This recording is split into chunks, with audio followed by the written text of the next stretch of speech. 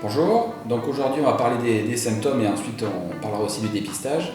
Donc les principaux symptômes du cancer colorectal, ça peut être des troubles du transit, ça peut être une constipation ou parfois même des diarrhées, ou l'émission de sels un petit peu glaireuses avec parfois du sang qui est visible directement dans la cuvette. Ça peut être aussi des troubles digestifs un peu diffus comme des douleurs abdominales, des ballonnements. Et on peut aussi avoir une sorte qu'on appelle une altération d'état général, c'est-à-dire un ensemble qui peut être de la fatigue ou une perte de poids, qui peuvent être déjà des signes annonciateurs de la maladie.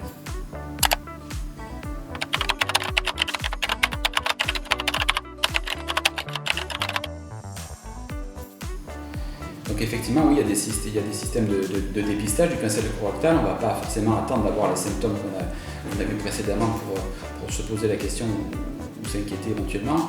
La première des dépistages, c'est le dépistage endoscopique, c'est-à-dire de faire une coloscopie. Ça va être proposé directement à des patients, des populations ciblées, qui sont les patients qui ont des antécédents personnels ou familiaux de cancer colorectal ou de polype. Donc ces gens-là, ils vont passer directement par la case coloscopie, mais pas faire le test de dépistage. Et puis il y a ce fameux test de dépistage qu'on reçoit après 50 ans directement par la poste, qui va rechercher des éléments de sang au niveau des selles par un test immunologique qui est très très fiable maintenant et qui va pouvoir permettre, s'il est positif, d'amener à faire réaliser une coloscopie.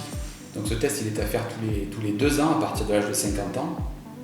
Jusqu'à 74 ans, et s'il est positif, donc positif à peu près dans 4% des cas, il va amener à faire réaliser une coloscopie qui elle va découvrir où un polype voire un petit cancer dans la moitié des cas à peu près. Et d'ailleurs elle peut être déjà cette coloscopie thérapeutique, c'est-à-dire que ce qui est tout l'intérêt de ce dépistage, c'est qu'un cancer, plus il va être diagnostiqué tôt, plus il va y avoir de chances de guérir. On regarde donc 9 fois sur 10 si le cancer est dépisté tôt.